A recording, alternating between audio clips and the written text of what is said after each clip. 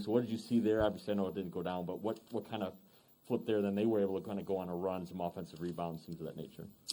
Yeah, it just kind of felt like all night they were able to get to those 50-50 balls a little bit quicker than us. Sometimes it was a good bounce. Sometimes it was just they were a step ahead of us, and I think that's where usually we excel. That's usually what our bread and butter is. We kind of make sure we get to those 50-50 balls. We make sure that we're physical enough to where we're putting them on their heels a little bit, but they capitalized on all those ones that they got, and they shot the hell out of it. Is it a flashback a little bit to the Atlanta series when you guys went small? They pulled in a bunch of offensive rebounds at the end of the game to kind of win. I mean, I know that happens. That's a risk to take when you guys go small, but is it kind of frustrating that you're in that position again in the finals and yet again another team gets those 50-50 balls? I'd have to watch the film a little bit, but I don't know if it felt like Ayton got a ton of them down the stretch. It felt kind of like it was the ones that were loose. It felt like it was the long-range ones. It felt like it was the ones, I think Mikal got a tip on a little bit. They just got their hands on it, and I think it was more or less the ones by the free throw line. Ayton obviously definitely is a load in there on the offensive boards, but I think it was more those ones that were kind of loose that we just didn't come up with. Second row to Eric.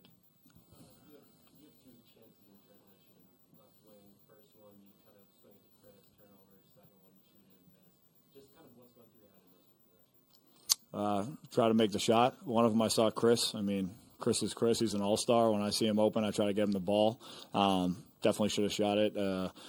Ayton ran back in transition. He found the most dangerous guy, if you want to call it. That's kind of how we do transition defense. And then I just missed one of them. I think there were a few shots that I could have made that I missed, but that's kind of the name of the game. You want to make sure you put your best shot on it, and you want to make sure, you're trying to put your team in a position to win.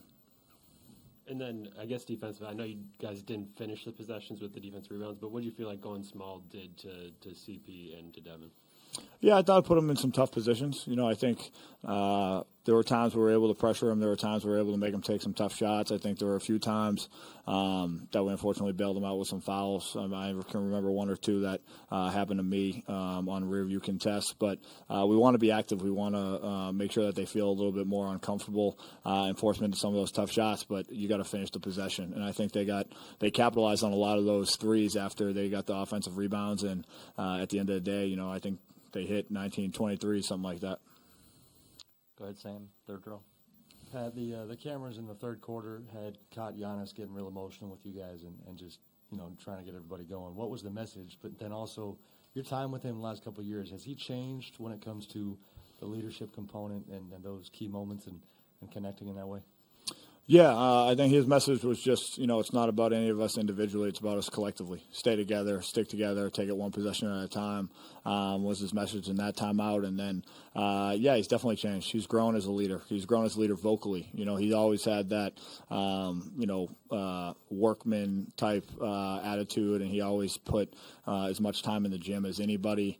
But even when he got hurt, he was vocal. He was with us. He was present. He was in the locker room. He was on the bench during games. He was pulling people aside individually. He was pulling the team aside collectively. And I think he's done a phenomenal job in his growth as a leader vocally.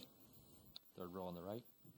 Pat, in the first half, they were hitting a lot of threes as well. I think that was coming a little bit more in the half court. When they're shooting like that, in your mind, are you like, they can't keep making every single one of these? Or did you feel like, maybe we're not doing something we're supposed to be? We're pros. They can keep making them. I've seen it happen. I think we definitely tried to make some adjustments at halftime. I mean, we were active in the first half, being in the passing lanes, and they made some shots. So we tried to be a little bit less active going into the second half as far as, staying in. We wanted to show a body and then try to get out. And it felt like in the second half we did a better job of it. Again, I think they capitalized on the ones that they got loose at the end, and they definitely hit some transition threes, and Book hit a few shots that were tough and were contested and were step backs and things of that nature. But it's the NBA Finals.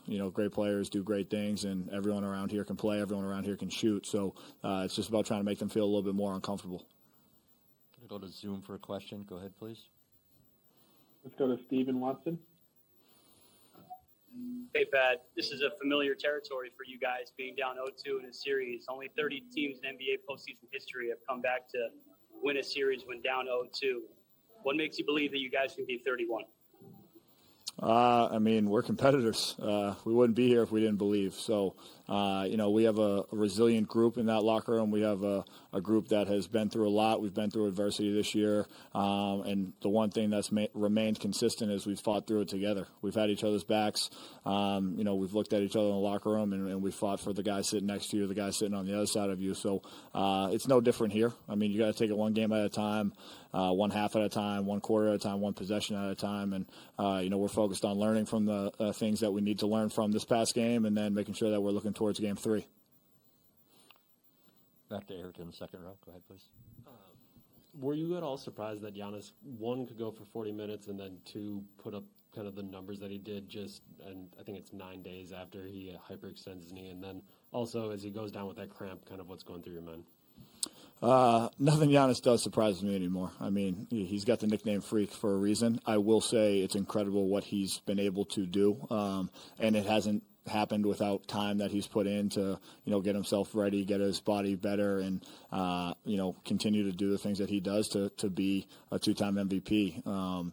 The cramp, fortunately, I was fortunate enough to kind of look back and see him stretch, so I didn't actually see him on the ground, so I didn't have a 5, 10, 18-second window to really be worried, but, he runs himself to exhaustion from time to time. He leaves it all out there, and that's all you can ask is, a franchise guy, and that's the type of guy that, I want to be playing next to. I was fortunate to play next to a guy like that in Portland with Dame, and I've been fortunate to play next to a guy like that in Giannis who continues to do it at a high level.